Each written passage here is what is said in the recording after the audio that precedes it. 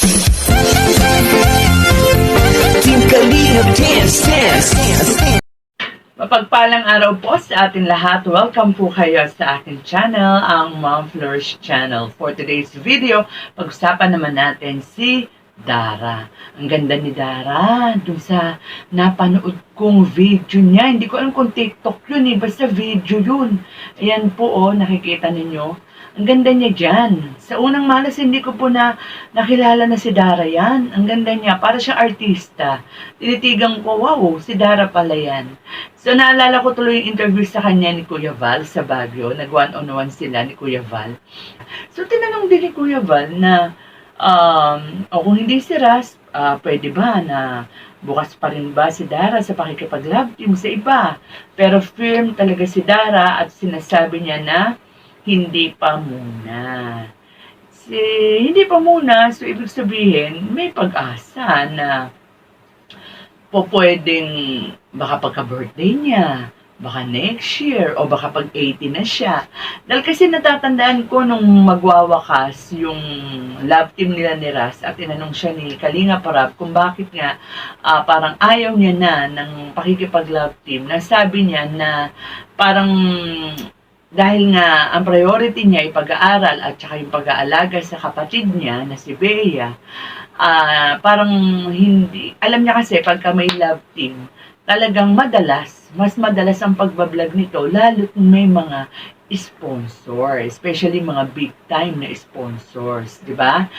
So, isa rin yun sa parang inaayawan ni Dara. No? Hindi naman siya inaayawan kung baka hindi niya matugunan yung hinihingi, ano? And, alam mo sayang di ba? Sabi nga ni Indiano Bicolano, ni Kuya Robin, di ba? Minsan, nung in-interview niya si Dara, sabi niya, talagang iniinsist ni Kuya Robin na bakit ayaw mo makipag-love team? Sayang naman yung mga sponsors, makakatulong yun sa pag-aaral mo, di ba? Ewan natin, bakit ba ang mga sponsors, parang mas malapit sila o parang mas anong tawag dito, bigay todo sila kapag ang beneficiary ay magka-love team. Although alam natin na may mga sponsor din si Dara kahit na nagsosolo siya, pero parang mas mas malakas ang tawag, ang kaway ng mga may ka-love team sa mga sponsor na bigatin, di ba? Di mo, kay Rachel, sa Rochelle, kay John Carl, sa Etsy, di ba? Especially kung talagang nagugustuhan nila ang tong love team na to.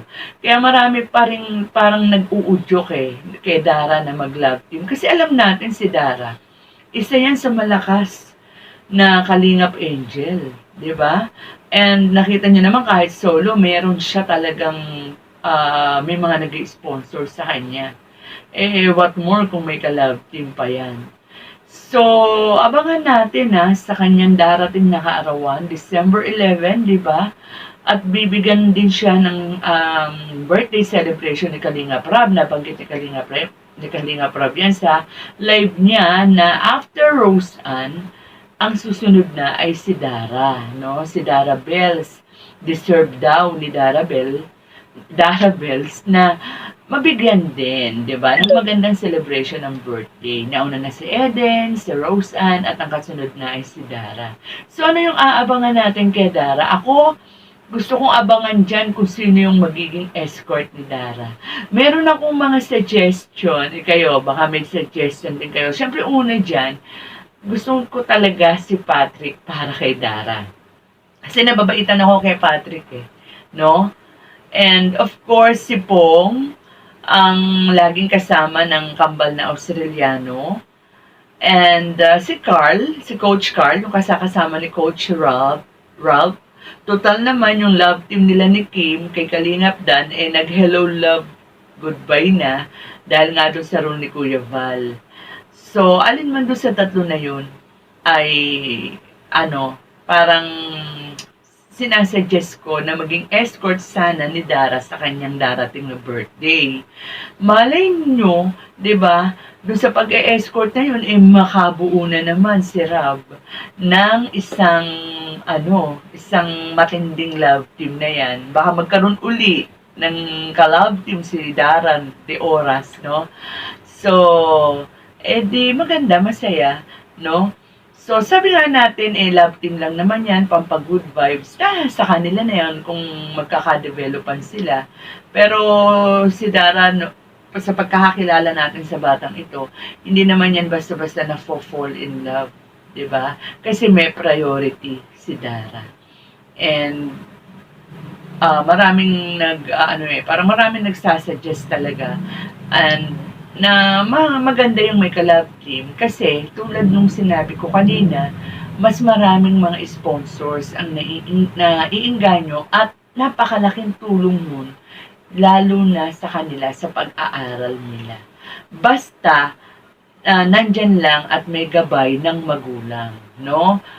Pero pagka ayaw ng magulang, syempre hindi naman yan pinipilit, di ba? So, ayun lang naman po yung opinion ko. Ewan ko naman po sa inyo kung meron kayong sariling opinion.